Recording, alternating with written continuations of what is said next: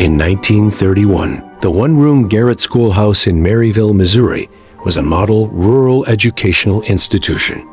Nationally recognized as a well-run school, it showcased the latest methods of teaching, drawing educators from around the country to observe its operation. One of its most promising students had been Velma Colter. It could be said that Colter, even at such a young age, was a Maryville institution herself. A lifelong resident of Maryville, Velma loved learning from an early age. She took part in science competitions, read scripture in church, and was known in high school for her pleasant nature. After finishing college, she happily accepted a teaching position at her old elementary school, and Maryville was delighted to have her. Walking to school each day, she was looked after by local farmers. They were very protective of their school marm. But on December 18th, when she didn't return home by 6, Farmer T.H. Thompson, the farmer who provided her room and board, went to check on her. Inside the darkened school, he discovered a horrifying scene. Velma lay lifeless, showing clear signs of a violent struggle.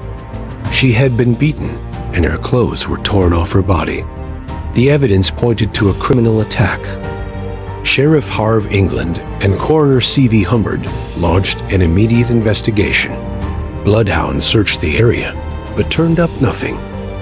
But then a key tip came from a nearby teenage farmhand.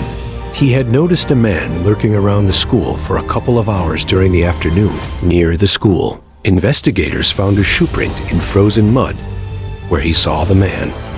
They took a wax impression, matched a shoe worn by a man named Raymond Gunn, a local black man already known to law enforcement. Gunn's background was troubled. He had served 4 years in prison for an attempted rape of a white college student in 1925. Now he was the prime suspect in Velma's murder. Word of Gunn's arrest and confession spread rapidly. Rumors of a lynch mob took hold. In an attempt to prevent violence, Gunn was secretly moved to nearby St. Joseph. Even there, a crowd of about 600 people gathered, demanding he be handed over. The sheriff in St. Joseph refused, stationing police and firefighters to guard the jail.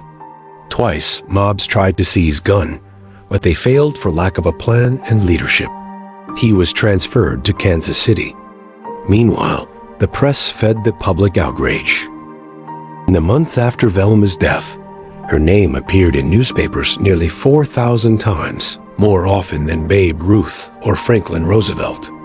Sensational and biased stories stoked anger at Gunn. One newspaper alleged, for after clubbing the young woman into insensibility, conditions of her person revealed that only by the resort to the use of a knife was he able to satisfy his brutish passion. Gunn's arraignment was scheduled for January 12th in Maryville. Anticipating violence, Governor Henry S. Caulfield sent 60 National Guardsmen to back up local authorities. Yet tension remained high. Hotels were fully booked, and strangers roamed Maryville's streets. Strikingly, Maryville, a town of about 5,000, had long claimed good race relations. For over 20 years, local white residents organized an annual emancipation celebration for black citizens. But all that goodwill disintegrated under the looming threat of mob violence.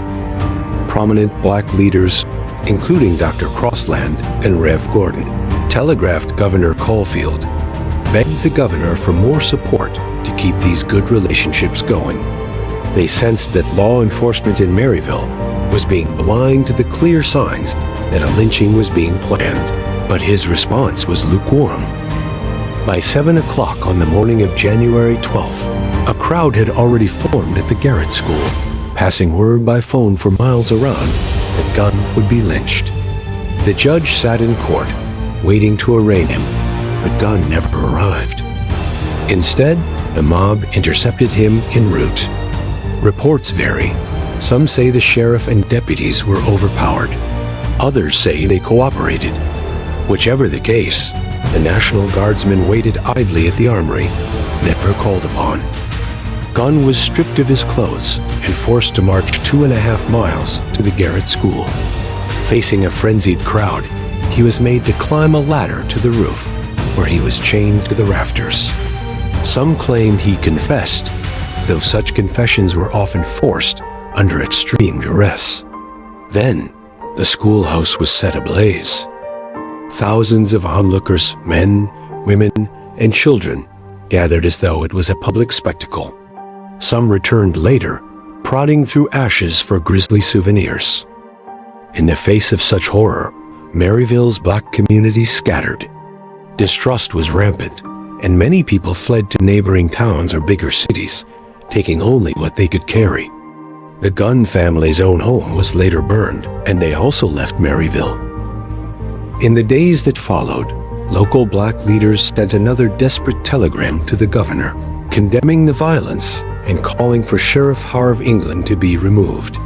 England insisted he never expected violence and was powerless to stop the mob, which was hard to believe considering how much the mob signaled its intent. Despite many calls for accountability, no one was ever charged with Gunn's lynching. Newspaper reports indicated that most of the mob's ringleaders were local men. Sheriff England even claimed he could name them if the right authorities asked, but no one ever did. When a representative introduced a resolution condemning the lynching, Missouri lawmakers voted it down. The local representative for Nodaway County spoke against it, receiving loud applause. Historians cite this incident as evidence of just how barbaric early 20th century America could be. It wasn't just one man burned. It was an entire community's moral conscience left in ashes. Civilization is a process of trying to elevate humanity to a higher level. A lynching is a shocking setback, not because a guilty man is punished, but because society itself suffers. So was Gunn guilty? The evidence presented seemed to indicate that he was, but there is some doubt. One was his confession to the mob. During the confession, he implicated another man named Spike Smith. Many thought he was talking about the famed radio personality named Paul Shike Smith, who was arrested, but was let go quickly when he presented a solid alibi backed up by numerous white people. But a curious news article came out before the lynching that said Gunn had visited the school 1 week earlier with his brother, Ray, and another black man named Spike Smith. According to the story, they stopped at the school that day looking for water. More doubt was cast when the Kansas City American newspaper reporter, formerly a deputy constable, interviewed Gunn in late December. There, Gunn denied vehemently that he had ever confessed. He claimed the sheriff made it up. O'Neill pointed out that according to the farmer boy's testimony, the killer loitered around the school for a couple of hours. If so, how did he manage to leave only one heel print? He also noted that the farmer never made mention that the man he saw was a Negro. O'Neill speculated that the sheriff fabricated the evidence and the confession under pressure to get this case quickly resolved, and that Gunn's past conviction was enough evidence. He speculated that the sheriff never called the National Guard because a lynching would hide his culpability, which could have been exposed with a trial. Charles O'Neill found Gunn to be credible, and on Christmas Day wrote an article about Gunn that concluded with his belief that a great injustice was about to occur. Little did he know that Gunn's fate would soon be sealed atop a one-room schoolhouse. What we can conclude for certain is that a third casualty happened that winter in Marysville. In addition to Colter and Gunn, the truth was also killed that winter. A casualty at the hands of a mob more interested in vengeance than justice.